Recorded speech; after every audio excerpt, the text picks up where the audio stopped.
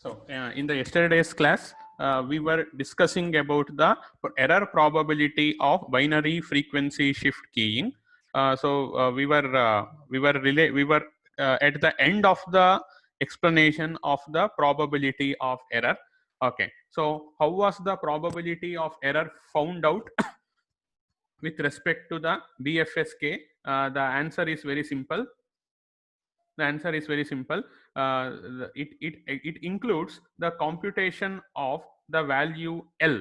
So what is this L? It is a random variable L. So this random variable L was computed, means the conditional probability density function of the random variable L was computed. So all of us, very better we know that how to compute the probability of error. It is computed by using the conditional probability density function by okay. So therefore, how to obtain the conditional probability function? We are having the formula, and yesterday we have discussed. So what is the variable L? What do you mean by the variable L and all those things? Okay, so we let us revise the probability of error, and finally we will get into the BPSK transmitter and receiver. So when what is the sequence? So let us transmit symbol 0. If we transmit symbol 0, then ideally it should lie in the region Z2, but because of the noise, the received signal point fell in the region Z1. So now the receiver will decide that message 1 has been transmitted, but actually 0 was transmitted. So this is an error. So now where exactly the received signal point fell? The received signal point has fallen in the region Z1. Then okay, so because of this event, what is the event happened? The received signal fell in the region Z1. So this is the event which is causing the error. Now we are going to calculate the probability of this particular event. So I repeat, what happened? I transmitted symbol 0. The received signal, instead of falling in the region Z2, it fell in the region Z1. It fell in the region Z1. So the receiver, what it did, it decided that since the received signal has fallen in region Z1, message M1 has been transmitted.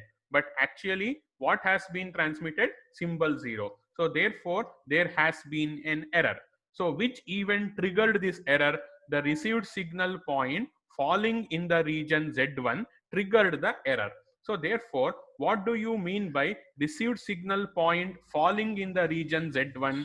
Means if you get into the coordinates of the received signal point, that is x1 and x2, when x1 is greater than x2, when the first coordinate of the received signal point is greater than the second coordinate of the received signal point, then one can say that received signal point lies in the region Z1. Mathematically, I am saying.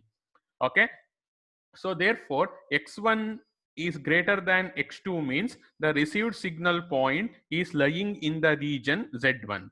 So this could be mathematically written like this also: x1 minus x2 greater than 0. Let us name the x1 minus x2 as L.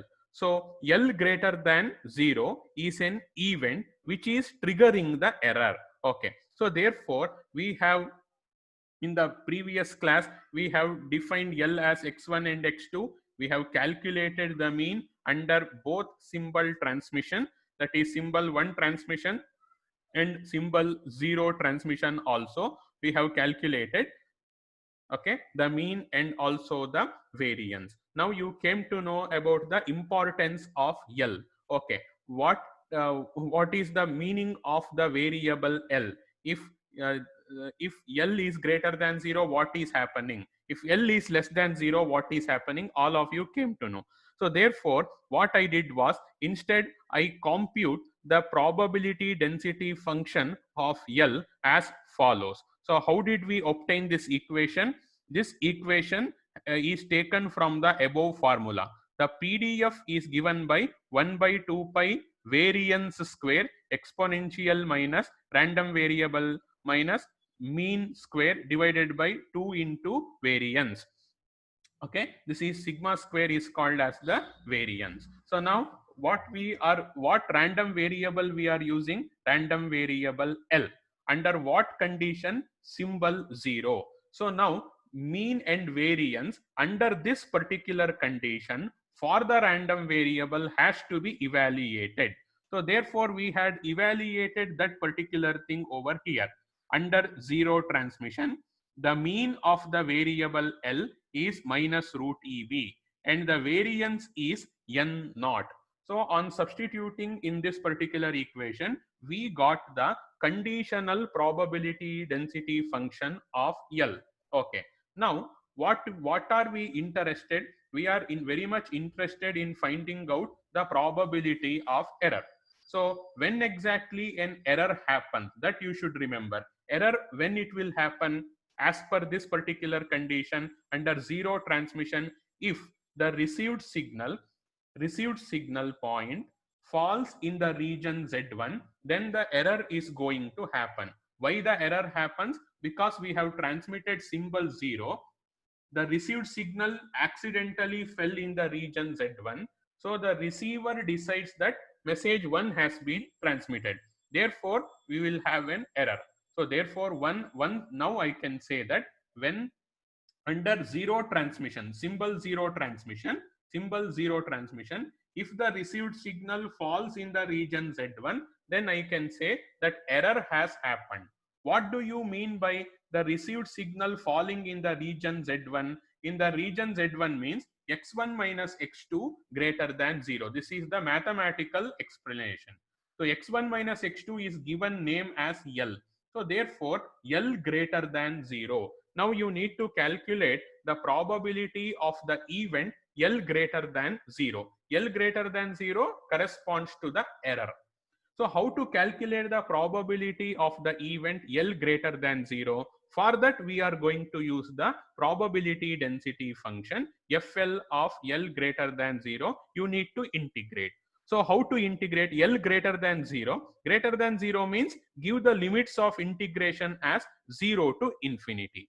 Then you substitute, okay, and you put the substitute. Okay, instead of using this lengthy variables L plus root EB by 2 N naught, we will have some more substitution. Finally, we are going to get as 1 by root pi integral of root of EB by 2 N naught up to infinity exponential power minus z square dz. Now you need to evaluate this integral. No need to evaluate this integral. We will use the error function tables, error function, complementary error function, or error function tables.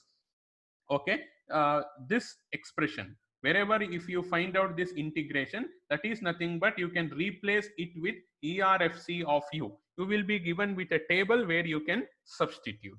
Okay, so therefore probability of error is equal to half into error function of what is u according to this formula, root of EB by 2 N naught. So this is the probability of error under zero transmission. Similarly, you calculate the probability of error under symbol 1 transmission. So usually both the derivations will be same. Hence, no derivation has been done for probability of error for symbol 1 transmission. The answer would be very much same as that of the previous answer. So therefore, what would be the average probability? You sum the two probabilities and divide it by 2. So you are going to get this as the answer. So probability of error for BFSK is half into error function complement of root of EB by 2 N naught. So once I finish the module of this third module, we will solve the numerical problems related to this. Okay. So the next thing is the BFSK transmitter. How to analyze the working of BFSK transmitter and receiver. So till now you have studied the BFSK equation, the geometrical representation, and the probability of error. So now the last part of the BFSK topic, not the module, BFSK topic is the transmitter and the receiver. Okay, so before understanding the block diagram, so let us go back to the basic equation of the BFSK. Okay, so now if you want to transmit symbol 1, then what would be the signal? S1 of t is equal to root of 2EB by TB cos 2 pi F1t, which has been written over here. You can observe. Okay. Suppose if you want to transmit symbol 0, what would you transmit? You would transmit S2 of t, that is root of 2EB by TB cos 2 pi F1 or F2t. Okay, so that is the case. That is the case. S1 of t and S2 of t. Okay, so the next thing is you try to understand the logic. At any instant of time, you are having symbol 1 or symbol 0. Means if you imagine the transmitter as a block, the transmitter would generate a signal with frequency F1, or it would generate a signal with frequency F2. Okay, so at a time you can generate only one signal, that is signal with frequency F1 or signal with a frequency F2. Okay, so keep this logic in mind. Either at any instant of time we are going to send 1 or we are going to send 0. Means we are going to send frequency F1 or frequency F2. At any instant of time we are supposed to do this, but we don't know whether at this instant we need to transmit F1 or F2. It depends upon the incoming data. So now whatever I have just told now, the same thing, let me come analyze with respect to the transmitter block diagram. Now in the transmitter block diagram, you are going to observe two channels. You can call this as the upper channel and this is the lower channel, and you are having the summation also. Okay, so now how to analyze and understand this transmitter diagram with respect to equation? Okay, now just observe. uh, by intuition or by just visualization, you are having an inverter. Okay, this is an inverter. So whenever if you are having an inverter, you can think if the input to the inverter is a high voltage, then what would be the output of the inverter? The output of the inverter is 0 or no 0 voltage. So keep that in mind and try to analyze this BFSK transmitter block diagram. Over here what we are having is binary data sequence, means a sequence of zeros and ones. So there are only two symbols are there, right? 1 and 0. If I send 1 to this block, what is this block? On off level encoder. So what does this block do? The working of this block is very simple. Whenever you are having 1 over here, this on off level encoder, it converts the binary data 1 to a signal or pulse of amplitude root EB. Please hear carefully what this binary data sequence it will do, what this on and off level encoder it will do. When you have 1 at its input, this encoder it will convert the 1 as a pulse with an amplitude root EB.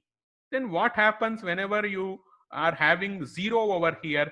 Whenever you are having 0 here, there won't be any pulse with amplitude, considerable amplitude. You will have an output of 0 over here.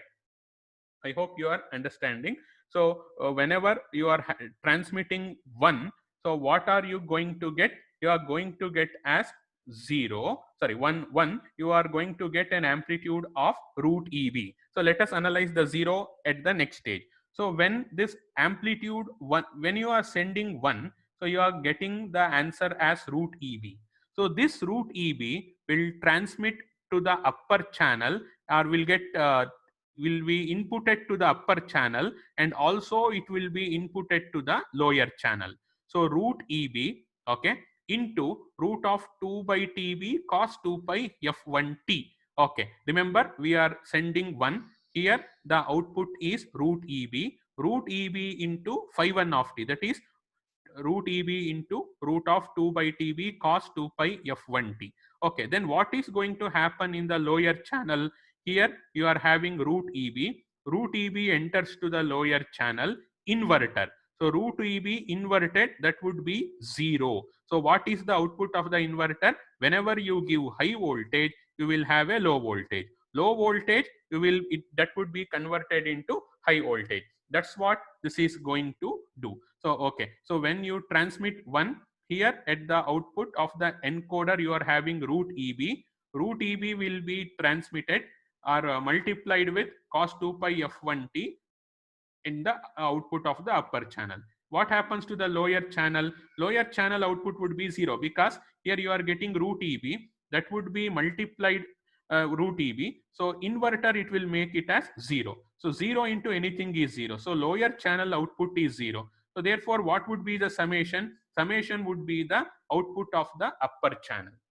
Similarly, when you transmit, when you send this 0, so 0 will be sent as it is. So 0 will be sent as it is. Okay. So 0 would get transmitted to the upper channel. 0 into anything, so the upper channel would be 0. Then 0 would get into the lower channel inverter. So what does this inverter will do? So inverter will convert the 0 into a pulse of root EB.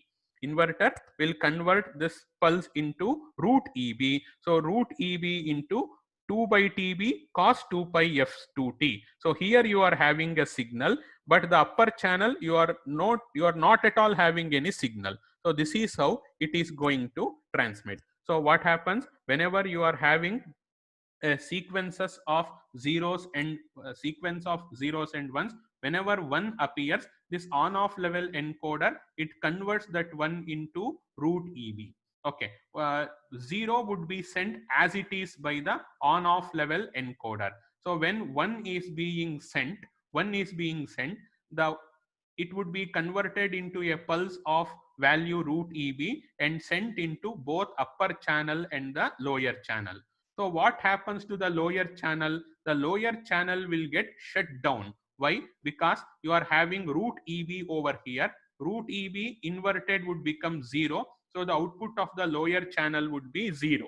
Okay. So here you are getting 0. Then come to the upper channel, root EB multiplied with cos 2 pi f1t. So therefore you are having the output signal as root EB into root of 2 by TB into cos 2 pi f1t. That means that when you want to send, when the data is 1, the output frequency is f1. What happens when 0 comes? Whenever 0 comes, the on off level encoder outputs 0 only. So 0 would be sent to both upper channel and the lower channel.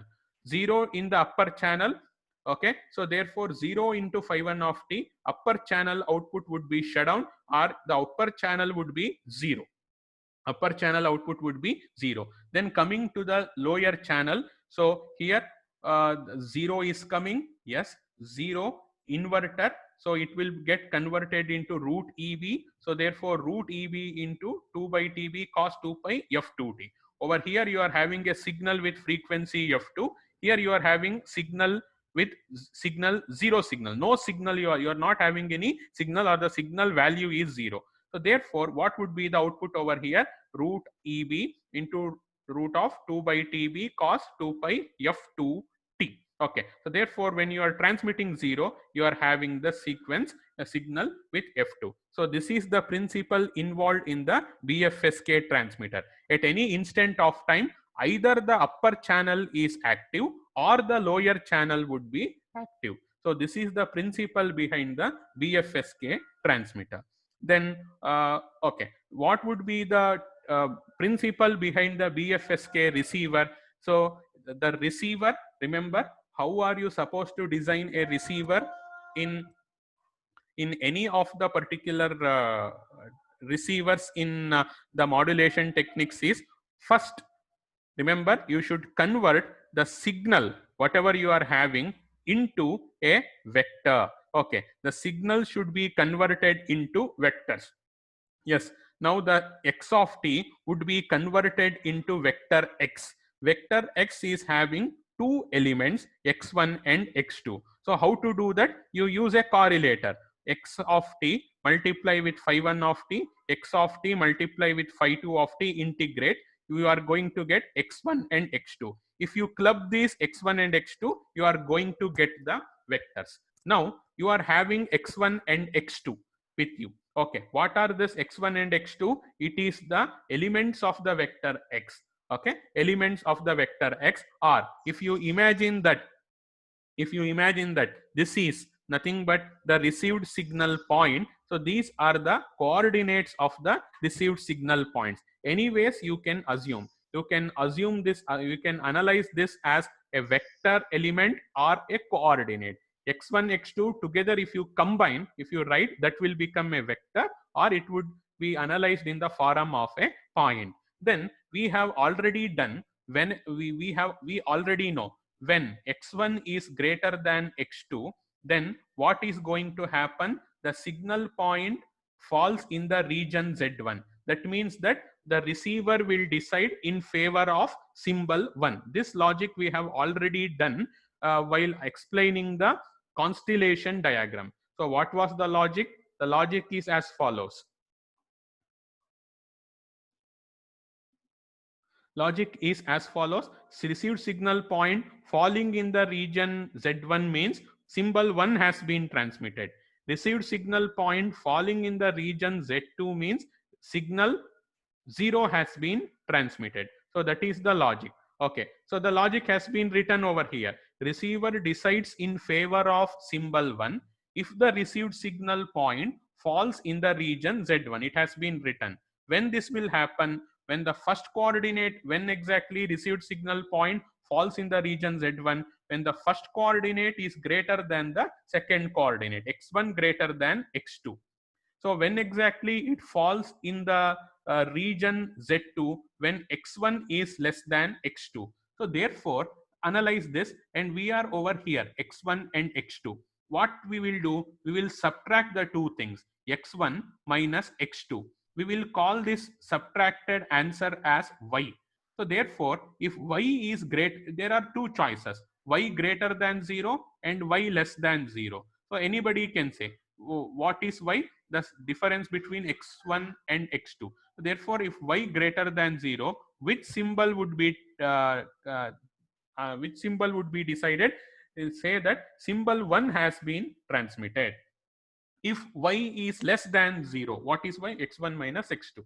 Y is less than 0, then the symbol 0 has been transmitted. So this is how you can design an BFSK receiver. So all these receiver designs are based on the basic equations only. So in the test or the exam, so how to remember the answer and present it perfectly means, write the block diagram of the receiver along with the equations. Here I have not shown any equation. So if they ask you to explain the BFSK transmitter and receiver, majority of the students will go on explaining this block diagram. Say input will come over here, this would convert. That is true, that is required. But before that, you try to write the basic BFSK equation, and if possible, write the constellation diagram. You no need of explaining the equation and the constellation diagram. So what does the validator is going to think is, yes, you are knowing the concept. You are not simply explaining the block diagram. You are explaining the block diagram by understanding the concept. Okay, so try to keep that in mind. Okay, so by this time we have completed the entire BFSK concept. So the next thing under discussion is the non-coherent detection.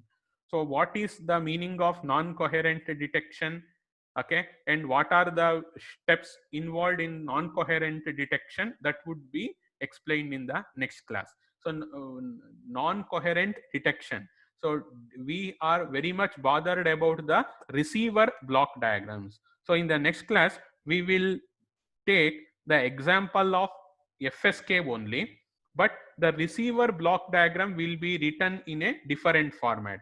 So whatever you are learning now, starting from BPSK, QPSK, MRA PSK and now BFSK, whatever you have learned, the detection or the process which is happening at the receiver is called as coherent detection, wherein what we are assuming is we very much know that what is the frequency of the carrier used under modulation and what is the phase of the carrier, and we will have an assumption that the phase of the carrier remains unchanged when the signal is traveling in the channel. Okay, so there are several concepts which will appear that would be discussed in the Monday's class. So let me stop the lecture.